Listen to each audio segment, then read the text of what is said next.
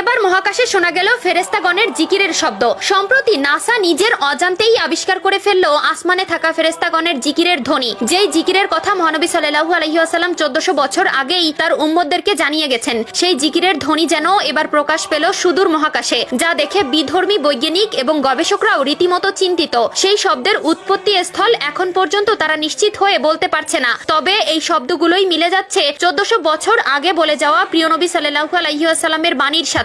যদিও তারা এই শব্দগুলোকে নিয়ে নিজেদের মতো নানাবিধ মতবাদ প্রকাশ করেছে, তবে প্রিয় নবীর বলা বাণী এই শব্দটির সাথে হুবহুব সামঞ্জস্য। প্রিয় দর্শক, অবশ্যই কমেন্ট করে জানাবেন আপনি কোরআনের পক্ষে নাকি আধুনিক বিজ্ঞানের পক্ষে, এবং অবশ্যই এই ভিডিওটি সকলের মধ্যে শেয়ার করে জানিয়ে দিন প্রিয় নবীর বলা এই বাণীটিও যে তার সত্যতা প্রকাশ করেছে। চলুন ভিডিওটি শুরু করা যাক। প্রিয় দর্শক, সম্প্রতি নাসার স্পেস স্টেশন থেকে এমনই কিছু অদ্ভুত আওয়াজ রেকর্ড করা হয়েছে যেগুলো শুনলে মনে হচ্ছে বিলিয়ন বিলিয়ন মানুষ একসাথে কোনো একটি ধ্বনি উচ্চারণ করছে। যদিও নাসা এর আগে করা গবেষণাগুলোতে বলেছিল মহাশূন্য একদমই নিঃশব্দ, কিন্তু বর্তমানে সেখানে প্রতিনিয়তই শোনা যাচ্ছে এই শব্দগুলো। মহাকাশে হওয়া এই শব্দগুলো নিয়েই প্রিয় নবী সাল্লাল্লাহু আলাইহি ওয়াসাল্লাম 1400 বছর আগে এক শবে মিরাজের রাতে বলেছিলেন মহাকাশে প্রতিনিয়ত ফেরেশতাগণেরা জিকির করে চলেছেন। সে সময় আবু দারদা রাদিয়াল্লাহু তাআলা আনহু প্রিয় নবী সাল্লাল্লাহু আলাইহি ওয়াসাল্লামকে প্রশ্ন করেন যখন সে মিরাজ থেকে ফিরে আসেন, হে আল্লাহর নবী, আপনি মহাকাশে কি দেখেছেন বা কি শুনেছেন? উত্তরে তিনি বলেন,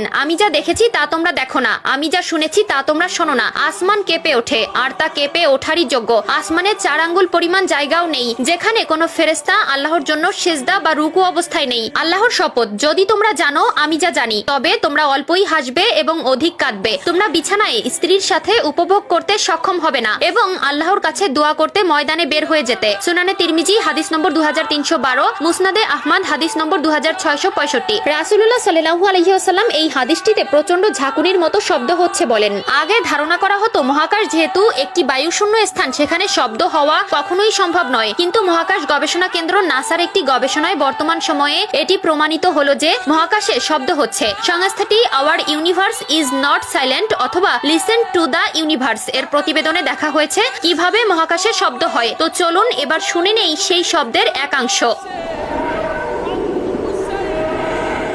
গবেষকরা বলছেন মুক্তভাবে ছড়িয়ে ছিটিয়ে থাকা বিভিন্ন কণা বা নক্ষত্রের রেডিয়েশনের কারণে এই কম্পন বা ভাইব্রেশন সৃষ্টি হয়। তার কারণেই শব্দের উৎপত্তি। শব্দগুলো ইলেকট্রোম্যাগনেটিক ওয়েভ আকারে থাকে, পরে এগুলোকে শব্দ তরঙ্গে রূপান্তর করা হয়। একটু খেয়াল করলে দেখা যাবে যে রাসূলুল্লাহ সাল্লাল্লাহু আলাইহি ওয়াসাল্লাম 1400 বছর আগেই বলেছিলেন যে আকাশে কাঁপুনির শব্দ হয়। নাসাও বর্তমানে বলছে শব্দ কাঁপুনির কারণে হয়। এমনকি গবেষণার সাথে যুক্ত একজন গবেষক বলেন এই শব্দ শুনে মনে হচ্ছিল যেন বিলিয়ন বিলিয়ন মানুষ একসাথে গ্রেগরিয়ান চ্যাট গাইছে। গ্রেগরিয়ান চ্যাট হচ্ছে খ্রিস্টানদের একটি ধর্মীয় সঙ্গীত যা একসঙ্গে গাওয়া হয়। অথচ মহানবী সাল্লাল্লাহু আলাইহি ওয়াসাল্লাম 1400 বছর আগেই বলেছেন যে ফেরেশতারা একসাথে আল্লাহর জিকির করছেন। নাসা মহাকাশে এমন শব্দ আবিষ্কার করেছে ঠিকই, কিন্তু তারা এর পেছনে নানাবিধ কারণ ব্যাখ্যা করছে। কোনো গবেষণায় বলা হচ্ছে এটি নক্ষত্রের চৌম্বক ক্ষেত্র, কোথাও আবার বলা হচ্ছে এটি প্রাচীন মহাবিশ্বের বিস্ফোরণের শব্দ। তবে শব্দগুলো মহানবী সাল্লাল্লাহু আলাইহি ওয়াসাল্লামের হাদিসের বর্ণনার সাথে পুরোপুরি মিলে যায়। আসলেও এই শব্দগুলো ফেরেশতাগণের জিকিরের শব্দ কিনা তা একমাত্র